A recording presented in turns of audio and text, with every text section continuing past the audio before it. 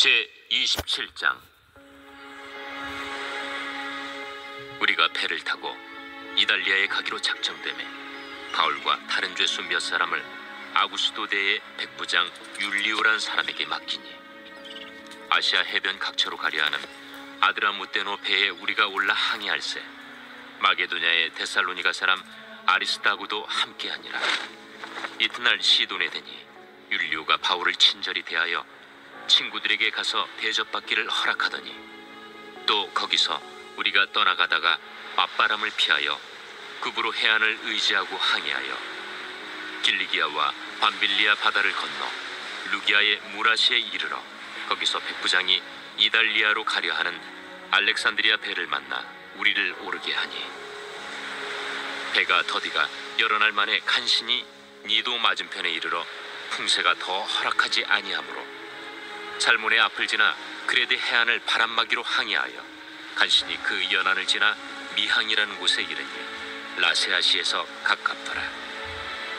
여러 날이 걸려 금식하는 절기가 이미 지났으므로 항해하기가 위태한지라 바울이 그들을 권하여 말하되, 여러분이요, 내가 보니 이번 항해가 하물과 배만 아니라 우리 생명에도 타격과 많은 손해를 끼치리라. 백부장이 선장과 선주의 말을 바울의 말보다 더 믿더라. 27장은 이제 바울이 로마로 압송되어 이송되는 그런 과정을 보여주고 있습니다. 참 가슴 아픈 것은 1절에 보면 바울이 다른 죄수 몇 사람과 함께 이송된다, 이제 그리 기록하고 있죠. 이미 앞에 여러 번 재판에서도 증명되었듯이 바울은 죄가 없습니다. 의인 바울이 참 죄인의 처지가 되어서 지금 죄인의 자리에 함께 있는 것이죠. 마치 우리 주님께서 성육신 하셨듯이 말입니다. 바울은 죄인 취급을 받을지라도 기꺼이 로마로 갈 것입니다. 이것이 하나님으로부터 받은 자신의 사명이었기 때문입니다. 그나마 위로가 되는 것은 1절에 보면 우리가 배를 타고 이동하고 있다, 이제 그렇게 말하고 있지 않습니까? 우리라는 표현이 나오죠. 그러니까 바울 외에 바울과 함께한 믿음의 동역자가 있었다라는 것 아니겠습니까? 누구겠습니까? 아마도 이 사도행전을 기록한 누가가 지금 바울과 함께 로마로 가고 있는 것입니다. 죄수 취급을 받으며 로마로 이송되는 그 길에 누가가 동행하고 있다는 것이죠. 힘들 때 함께하는 친구가 있다는 것입니다. 약해졌을 때 함께 있어주는 사람이 있는 것이죠. 잘 지내다가도 힘든 일에 발을 쏙 빼는 사람이 있는 반면에 또 힘든 일이기 때문에 내가 기꺼이 함께 하겠다, 그런 사람도 있지 않습니까? 하나님이 기뻐하는 그런 일이기 때문에 누가는 기꺼이 지금 바울과 함께 하는 것입니다. 참 이런 사람이 진국이죠. 하나님은 바울이 로마로 호송되는 그 힘든 여정에도 바울과 함께하고 있다라는 그런 생각이 확 드는 그런 본문이 있는데, 3절에 보면 율리오가 바울을 친절히 대하여 친구들에게 가서 대접을 받도록 허락해 준다라는 이 대목입니다.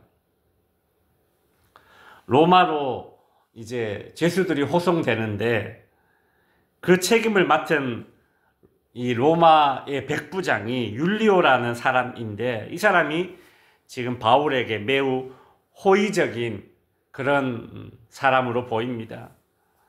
죄가 없지만 로마에 가서 복음을 전하기 위해서 죄인의 자리에 있는데 막 죄인 취급하고 막 무시하면, 인격적으로 멸시를 하면 그것도 참 힘들 것인데, 근데 이 백부장이라는 사람은 바울을 친절히 대했다라는 이 모습이, 바울이 지금 로마로 가는 그 과정 속에 하나님이 함께 해주시는구나 라는 그런 생각이 듭니다.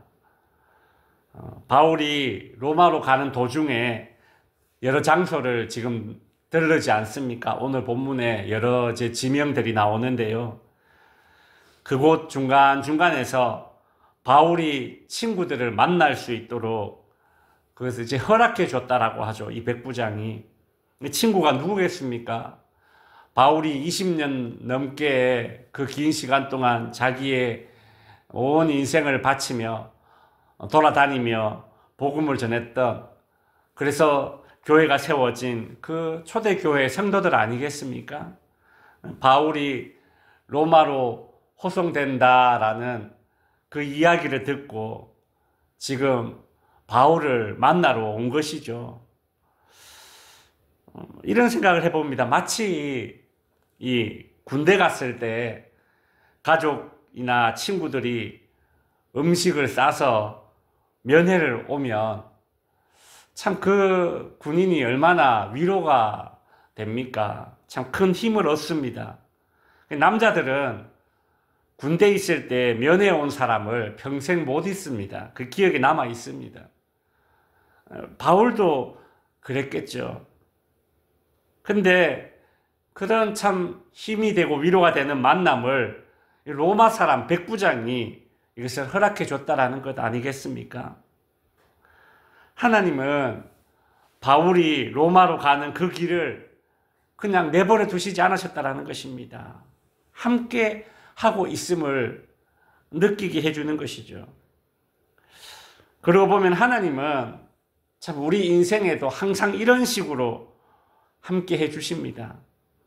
하나님의 일을 감당하고 또 믿음을 지키려는 그 사람들에게 하나님은 이렇게 전면에 나서는 것이 아니라 뒷전에 이렇게 서서 이런 사람도 붙여주시고 저런 사람도 붙여주시고, 그래서 하나님의 일을 감당하는 그 길에 내 신앙을 지키며 나가는 이 길에 위로와 용기가 되는 분들을 붙여주시죠.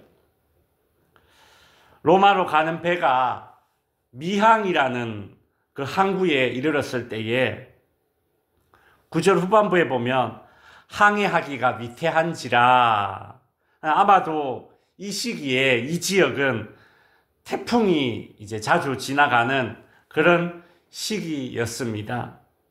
그래서 바울은 10절에 보면 여러분이요 내가 보니 이번 항해가 화물과 배만 아니라 우리 생명에도 타격과 많은 손해를 끼치리라는 이제 이 말을 이제 바울이 합니다. 이것은 어떤 단순한 가능성을 얘기한 것이 아니라 앞으로 실제로 우리가 타고 있는 이 배가 재난을 당할 것이다 라는 그런 확신의 말을 지금 바울이 해주고 있죠. 아마도 바울이 금식하며 기도하는 중에 하나님으로부터 예언의 말씀이 이제 주어졌던 것 같습니다. 바울은 지금 항해를 떠나면 위험하다 이제 그렇게 조언했지만 그 조언은 이제 거부됩니다. 아무리 바울에게 호의적인 그런 백부장이다 하더라도 11절에 보시면 백부장이 선장과 선주의 말을 바울의 말보다 더 믿었다 그리 이야기하고 있죠. 이 상황에서 이 백부장의 선택이 잘못되었다고 할 수는 없습니다. 매우 합리적인 판단이죠. 저 같아도 죄수 신분인 바울의 말보다는 항해의 경험이 많은 선장의 말을 더 이렇게 귀 기울여 들었을 것 같습니다. 그리고 배의 주인인 선주가 지금 출항해야 돼 그렇게 원하면 또 배의 주인의 말을 또 따라주는 그런 입장이 되지 않겠습니까? 그 바울 입장에서는 하나님께로부터 주어진 확실한 그런 말씀이지만 불신자 이 백부장의 입장에서는 바울을 통해서 주어지는 이 메시지보다 상식이나 경험이나 경제적인 원리가 더 중요하고 더 원칙적이고 더 매력적인 그런 말로 사실 들릴 겁니다. 그러나 참 무엇이 더 옳은지는 후에 판가름이 되겠죠. 그죠? 성도 여러분, 하나님의 말씀은 이렇게 보면 하나님의 말씀을 우리가 따르고 산다라는 것은 지금 당장에 나에게 뭐 내 인생의 어떤 큰 변화 혹은 내 앞에 어떤 큰 어떤 대단한 일이 일어나는 어떤 그런 경우보다는 우리가 믿음을 지키고 하나님의 말씀을 따르는다는 것은 마지막 순간에 정말 마지막 순간에 더 중요하고 더 매력적인 그런 결과물을 우리에게 가져다 줄 것입니다. 그래서 우리가 하나님의 말씀을 쫓고 하나님의 말씀을 따르는 그런 선택을 해야 하는 것이죠. 기억합시다. 하나님의 말씀은 마지막에 반드시 우리를 웃게 해줄 것입니다. 기도하겠습니다. 하늘의